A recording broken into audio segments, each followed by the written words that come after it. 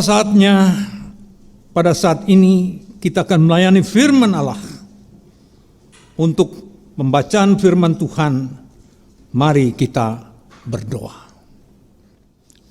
Ya Tuhan Bapa kami yang di sorga, kami datang merendahkan diri kami untuk memohon pertolongan Roh-Mu yang kudus agar hadir, mengkuduskan, melayakkan, dan memperkenankan kami untuk menghampiri kesucian tahta Tuhan.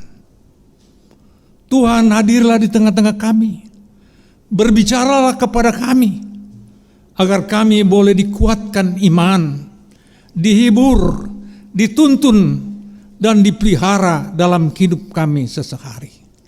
Ya Tuhan Yesus, tolong kami, berilah kami kekuatan dan penyertaan-Mu.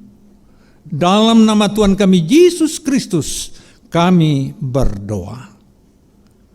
Amin. Pembacaan firman Tuhan pada Minggu Trinitas keempat ini terambil dari Kejadian 22 ayat 1 sampai dengan 14. Lembaga Alkitab Indonesia memberi judul Kepercayaan Abraham diuji. Firman Allah demikian. Setelah semuanya itu Allah mencoba Abraham. Ia berfirman kepadanya, Abraham, lalu sahutnya, ya Tuhan. Firman-Nya, ambillah anakmu yang tunggal itu, yang kau kasihi, yakni Ishak. Pergilah ke tanah Moria dan persembahkanlah dia di sana sebagai korban bakaran pada salah satu gunung yang akan kukatakan kepadamu. Keesokan harinya pagi-pagi bangunlah Abraham. Ia memasang pelana keledainya dan memanggil 2 orang bujangnya beserta Ishak. Anaknya ia membelah juga kayu untuk korban bakaran itu. Lalu berangkatlah ia dan pergi ke tempat yang dikatakan Allah kepadanya. Pada hari ketiga Abraham melayangkan pandangannya, kelihatanlah kepadanya tempat itu dari jauh. Kata Abraham kepada kedua bujangnya itu, tinggallah kamu di sini dengan keledai ini. Aku beserta anak ini akan pergi ke sana. Kami akan sembahyang. Sesudah itu kami kembali kepadamu. Lalu Abraham mengambil kayu untuk korban bakaran itu dan memikulnya ke atas bahu Ishak, anaknya. Sedangkan di tangannya dibawanya api dan pisau. Demikianlah keduanya berjalan bersama-sama. Lalu berkatalah Ishak kepada Abraham ayahnya, Bapa, sahut Abraham, ya anakku. Bertanyalah ia, di sini sudah ada api dan kayu, tetapi di manakah anak domba untuk korban bakaran itu? Sahut Abraham, Allah yang akan menyediakan anak domba untuk korban bakaran baginya, anakku. Demikianlah keduanya berjalan bersama-sama. Sampailah mereka ke tempat yang dikatakan Allah kepadanya. Lalu Abraham mendirikan mezbah di situ. Disusunlah kayu, diikatnya Ishak, anaknya itu, dan diletakkannya di mezbah itu di atas kayu api. Sesudah itu Abraham mengulurkan tangannya, lalu mengambil pisau untuk menyembelih anaknya. Tetapi berserulah malaikat Tuhan dari langit kepadanya, Abraham, Abraham, sahutnya, ya Tuhan. Lalu ia berfirman, jangan bunuh anak itu, dan jangan kau apa-apakan dia, sebab telah aku ketahui sekarang bahwa engkau takut akan Allah, dan engkau tidak segan-segan untuk menyerahkan anakmu yang tunggal kepadaku. Lalu Abraham menoleh dan melihat seekor domba jantan di belakangnya, yang tanduknya tersangkut dalam belukar. Abraham mengambil domba itu lalu mengorbankannya sebagai korban bakaran pengganti anaknya. Dan Abraham menamai tempat itu Tuhan menyediakan. Sebab itu sampai sekarang dikatakan orang, di atas gunung Tuhan akan disediakan. Demikianlah firman Allah yang berbahagia adalah saudara-saudara dan saya, yang membaca, mendengarkan, mengimani firman itu, dan memperlakukan dalam hidup kita sehari-hari. Haleluya. Saudara-saudara jemaat yang dikasihi Kristus, tema kita pada Minggu Trinitas keempat ini ialah ketaatan penuh kepada Tuhan dan upahnya. Ketaatan penuh kepada Tuhan dan upahnya. Kata kunci dari tema ini adalah taat atau patuh. Dalam bahasa Inggris disebut obedience. Dalam bahasa Ibrani disebut sema. Ketaatan di sini bukan taat sewaktu-waktu. Jauh lebih dalam, taat yang konsisten dan konsekuen. Sehubungan dengan tema ini, saya teringat akan sebuah pantun dari orang-orang Betawi Kristen yang demikian bunyinya, saudara-saudara. Buah sirkaya, buah kecapi, dimakan sambil tertawa. Saudara percaya sampai di lubuk hati, sudah pasti hidup berbahagia. Saudara-saudara, pokok bahasan firman Tuhan hari ini menjadi patokan dasar iman Kristen. Bahwa iman Kristen mengajarkan hidup manusia dibenarkan karena iman. Jadi saudara-saudara dan saya, anggota PAUK Hosana Cililitan, bukan kita mengumpulkan, menabung berbuat baik baru dapat keselamatan. Tapi keselamatan kita didapat karena iman. Hal ini diyakini oleh Rasul Paulus. Dia mengungkapkan dalam Roma 4 dengan satu perikop dengan judul Abraham dibenarkan karena iman. Saudara-saudara, kadang-kala terbetik dalam pikiran logika kita, apakah benar Abraham begitu rela menyerahkan anak yang dikasihinya, anak yang dinanti-nantikan, yang dilahirkan oleh Sarai, istrinya ketika umur Abraham 100 tahun. Kejadian 21 ayat 5. Anak itu diberi nama Ishak. Dan ibu Sarai sudah lanjut usia, sudah mati haid, menopause. Kejadian 18 ayat 11. Tetapi itulah janji Allah begitu kuat, mujizat terjadi. Sarai diperhatikan Tuhan, dan Tuhan mewujudkan janjinya kepada keluarga Abraham. Lahirlah Ishak, saudara. Tentunya rasa sukacita, bahagia meliputi rumah tangga Bapak Abraham di tanah perjanjian. Hadirnya putra laki-laki Ishak, Abraham terutama Sarai yang tidak lagi disebut perempuan tua yang mandul. Ia telah memiliki anak laki-laki bernama Ishak. Saudara-saudara kasih Tuhan, yang menjadi pertanyaan adalah apakah Abraham bisa begitu rela, begitu ikhlas ketika Ishak sudah menginjak remaja, diminta oleh Allah untuk dikorbankan. Inilah inti berita firman Allah yang perlu kita gali untuk dipakai dalam hidup saat ini, dalam hidup kita pada zaman modern ini. Iman Abraham yang memiliki kualitas ketaatan yang luar biasa itu bukan datang dengan sendirinya, saudara-saudara.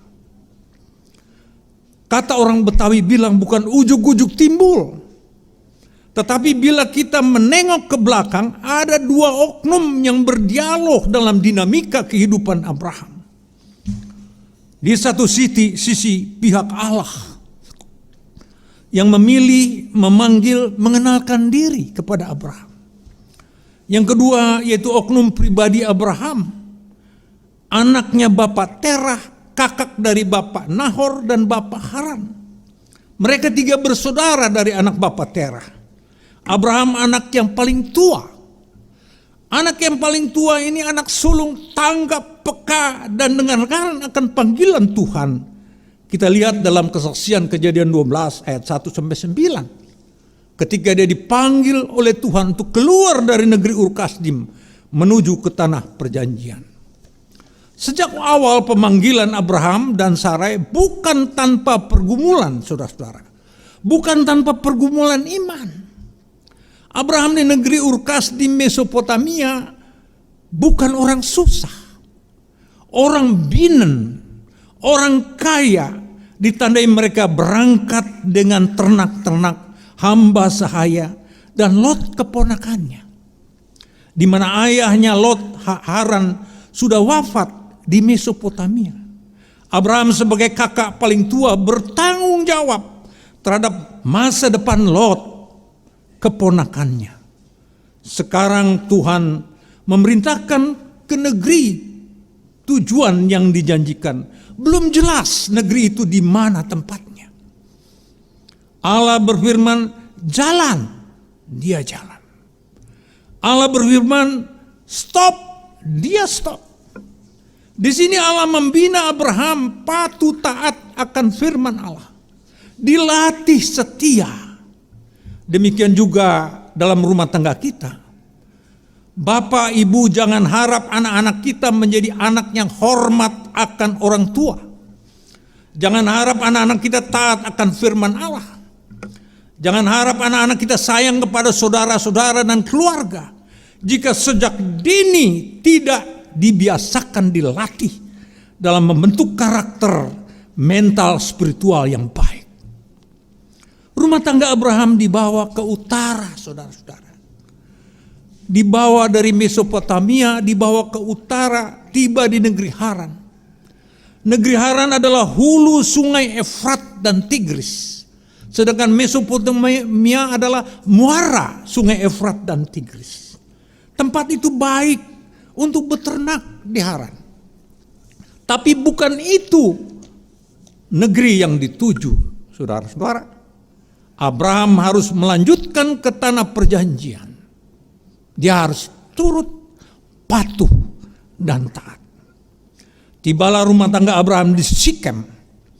Allah berfirman akan memberikan negeri ini kepada Abraham. Tetapi kenyataannya di negeri Kanaan sudah ada bangsa-bangsa Kanaan. Bahkan ada 6 bangsa yang menempati tanah itu. Kejadian 12 ayat 7. Firman Allah, aku akan memberikan negeri ini kepada keturunanmu. Abraham tidak berontak. Abraham tidak protes. Kok tanahnya sudah ditempati oleh bangsa lain? Hati Abraham tidak tawar. Hati Abraham tidak kecewa. Tetapi Abraham lalu membuat mezbah korban bakaran untuk Tuhan dan mengucap syukur. Artinya dengan mata iman dia melihat bahwa tanah ini walaupun ada bangsa lain diberikan untuk dirinya. Itulah iman. Umur Abraham waktu itu 75 tahun. Kejadian 12 ayat 4. Allah menyapa. Abraham menjawab dengan ketaatan dan syukur. Sehingga iman yang dipraktekkan dilihat, ditiru seisi rumah tangganya. Seisi kaum hamba sahayanya melihat perilaku Abraham. Ada banyak kepala rumah tangga sering saya mendengar, tolong titip doa dan pelayanan kepada ibunya anak-anak. Bapaknya menyuruh ibunya ke gereja, titip doa. Di satu sisi bapak mendorong anak-anaknya untuk rajin ke sekolah minggu. Mendorong anak-anaknya untuk rajin pemuda-pemudi gereja. Mendorong anak-anaknya untuk ke gereja tetapi dirinya sebagai kepala rumah tangga santai-santai. Hari Minggu lebih baik nonton televisi pertandingan bola. Lebih baik nonton tinju di televisi. Atau pergi memancing ikan. Bagaimana rumah tangga yang demikian? Setelah Abraham tinggal di tanah perjanjian, Selalu dia berpindah-pindah, saudara-saudara. Dari padang rumput satu ke padang rumput yang satu. Karena Abraham berternak kehidupannya. Dia pergi ke Ai, dia pergi ke Betel, bahkan sampai ke tanah Negeb. Alkisah ada musim kering yang panjang. Terpaksa Abraham harus pergi mengungsi mempertahankan hidup rumah tangga, ternak-ternak dan hamba sahayanya. Dia harus ngungsi ke Mesir. Itu pergumulan, saudara-saudara. Di Mesir ada kendala lagi bagi orang Mesir. Jika ada istrinya cantik, maka budaya orang Mesir, suaminya dibunuh, istrinya diambil. Di sini iman Abraham diuji lagi. Abraham diuji. Mereka sepakat bersama istrinya Sarai mengakui, kamu jadi adikku saja. Tetapi Allah menolong, saudara-saudara. Allah sudah berfirman agar Abraham berpegang pada janji Allah. Tuhan akan menyertai, namun kali ini atas kesepakatan rumah tangga Abraham, setuju Abraham dan Sarai atas perhitungan akal budinya, akal logikanya. Jika ditanya Firaun, kamu kakak, saya adik. Saudara-saudara sekalian, hampir-hampir rumah tangga Abraham dipermalukan oleh Firaun. Bayangkan, istrinya dibawa oleh orang lain. Bukankah kita juga sering dalam berbagai masalah? Untung Tuhan bertindak, menegur Firaun, dan Firaun mengembalikan Sarai kepada Abraham. Bukankah kita juga sering kadangkala berbagai masalah lebih mengutamakan akal logika kita dalam menangani masalah dibanding kita percaya akan janji penyertaan Tuhan? Iman menimbulkan keyakinan. Iman menimbulkan hikmat. Iman menimbulkan pengharapan. Iman menimbulkan penyerahan diri kepada Tuhan secara total. Contoh, saudara-saudara, ketika saya bertugas di Papua tahun 1975 dan 1980. Ketika saya tugas di tim-tim tahun 1977, 1990. Saya hanya beberapa anggota harus menempuh jalan yang sangat berbahaya. Medan yang turun naik dan fretilin ada di mana-mana. Namun oleh karena penyerahan diri, anak buah saya ada 4, 3 Islam, 1 Hindu. Saya ajak berdoa setiap langkah, saya ajak berdoa penyerahan diri kepada Allah. Dan kami selamat dengan aman. Tiba saudara-saudara kalian pada topik firman Allah hari ini. Kini iman Abraham diuji pada pusat pengharapan. Iman Abraham diuji pada pewarisan generasi penerus Abraham. Tuhan Allah meminta kepada Abraham agar anaknya Ishak dikorbankan di Gunung Moria. Ternyata Abraham tidak protes, saudara-saudara. Abraham tidak menolak. Justru ia siap-siap membelah kayu bakar, mempersiapkan api. 2 hamba sahayanya, keledai dan Ishak, berangkat selama 3 hari perjalanan menuju ke Gunung Moria yang sangat melelahkan itu. Setelah nampak gunung itu, hamba sahayanya disuruh tunggu karena kami akan sembahyang. Abraham bawa api dan pisau, sedangkan Ishak disuruh bawa kayu bakar, memikul kayu bakar. Padahal dia akan dikorbankan. Ishak bertanya di tengah jalan, di sini Bapak sudah ada api dan kayu, tetapi di mana domba untuk dikorbankan? Ayat 8 sahut Abraham, Allah akan menyediakan anak domba untuk korban bakaran baginya, anakku. Jawaban ini saudara-saudara perhatikan. Abraham yakin benar tak menyakiti hati anaknya. Namun ia tak menyangkal tugas panggilannya yang diminta oleh Allah. Lalu Abraham melanjutkan mendirikan mezbah, tumpukan batu, di atasnya kayu bakar. Ishak diikat, lalu diletakkan di atas mezbah kayu bakar itu. Ketika Abraham akan mengayunkan pisau untuk memotong di leher Ishak, malaikat Tuhan berseru, ayat 11 dan 12. Abraham, Abraham, ya Tuhan, jangan bunuh anak itu. Jangan kau apa-apakan dia, sebab telah ku ketahui sekarang bahwa engkau takut akan Allah. Saudara-saudara, pada puncak di Bukit Moria, ketika Abraham akan mempersembahkan Ishak kepada Tuhan, dilarang oleh Tuhan. Tuhan melihat bahwa kualitas iman Abraham takut akan Allah. Jadi kalau di Alkitab ada takut akan Allah, berarti ada keyakinan, ada penyerahan diri, ada kebesaran dan mujizat yang luar biasa, ada keseganan, rasa hormat, dan itulah disimpulkan pada akhirnya Abraham takut akan Allah. Saudara-saudara jemaat yang kekasih, Allah sudah tahu kondisi hati iman Abraham karena dia Allah. Allah sudah tahu bagaimana kecintaan Abraham kepada Allah. Allah sudah tahu. Tetapi Allah mau iman yang hidup, iman yang sesuai dengan perbuatan, iman yang dinamis, iman yang tanpa perbuatan adalah mati. Rencana sembahyang mengadakan korban bakaran di Gunung Moria tetap berlanjut.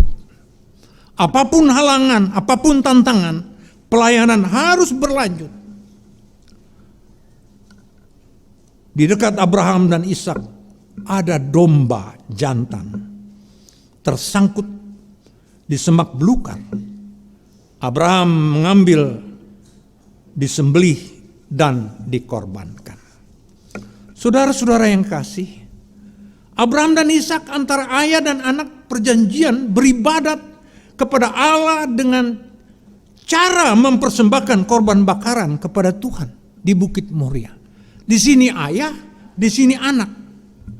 Tentunya ayah yang mempraktekkan korban bakaran itu. Didahului dengan doa, memotong kambing, membakar kayu, dan doa kembali tanda syukur kepada Allah. Disinilah disebut pewarisan nilai-nilai iman percaya dan keteladanan. Kadangkala kita sebagai jemaat tahu ke sana celitan mohon maaf. Kita ajak anak keluarga kita beribadah kepada Allah. Tapi pewarisan nilai-nilai iman percaya dan keteladanan yang jarang kita terapkan dalam rumah tangga. Abraham dianugerahi Bapa orang beriman. Semua orang percaya mendapat berkat. Saudara-saudara jemaat yang kekasih, kita menghadapi tantangan saat ini. Tibalah kita pada inti berita firman Tuhan hari ini. Ada dua hal saya melihat. Pertama, iman yang murni dan berkualitas adalah iman yang hidup, iman yang diperhadapkan dengan persoalan demi persoalan, dengan tantangan demi tantangan, lalu kita menang dari persoalan itu. Itulah iman yang sebetulnya digodok seperti emas yang dibakar dengan api, dibakar, akhirnya lahir emas yang murni. Kita menghadapi masalah ekonomi, masalah COVID-19 yang menakutkan, sekarang bertambah dan bertambah. Tapi saudara dan saya, kita memiliki Yesus Kristus, pemilik kehidupan itu, yang memiliki sorga dan dunia, kita serahkan kepadanya. Maka saudara akan selamat, aman, dan sejahtera. Yang kedua, Allah meminta anak Ishak, anak yang dikasihi dipersembahkan, artinya Allah meminta kita memberi persembahan yang terbaik buat Tuhan. It's the best buat Tuhan. Tidak setengah-setengah. Tidak yang setengah baik apalagi yang sudah dikupas-kupas recehan dan sebagainya. Tuhan meminta persembahan kita adalah yang terbaik untuk Tuhan. Sebagai contoh, seseorang pintar musik, berikanlah permainan musik yang terbaik untuk Tuhan. Sebagai contoh, seseorang bisa menyanyi, berikanlah nyanyian yang terbaik untuk Tuhan. Sebagai contoh, orang yang suka mengasihi, orang yang susah, punya care, punya perasaan, berikanlah itu. Semuanya kita muara untuk Tuhan, berikan yang terbaik. Rasul Paulus punya keyakinan dalam Roma 12 ayat 1 demikian. Demi kemurahan Allah, aku menasihatkan kamu supaya kamu mempersembahkan tubuhmu sebagai persembahan yang hidup, yang kudus, dan yang berkenan kepada Allah. Boleh kita sebagai jemaat Pokok Hosana Cilitan memberikan persembahan ke gereja dengan uang, memberikan persembahan sembako, memberikan persembahan dengan talenta-talenta kepandaian lain yang kita miliki. Tapi sebenarnya Allah meminta untuk saudara dan saya adalah kehidupan kita serahkan kepada Tuhan. Pada penutup renungan ini, saya akan menyampaikan sebuah pantun yang berhubungan dengan iman. Demikian bunyinya. Bunga kemboja, bunga melati, tumbuh di tengah taman. Saudara Pokok Hosana Cilitan harus jaga itu hati, karena di sanalah tumbuhnya iman. Tuhan memberkati. Dengan terlebih dahulu kita memusatkan diri kepada Tuhan. Saudara-saudara, pergilah dengan damai sejahtera dan lakukanlah firman Allah yang sudah saudara-saudara dengar. Mari kita pusatkan hati untuk memohon berkat Tuhan. Allah berjalan di depan untuk menuntun dan menerangi kita. Allah berjalan di belakang untuk mendorong dan menguatkan kita. Allah ada di sekeliling kita, menjaga, memelihara, dan menaungi kita sekarang ini sampai selama-lamanya. Amin.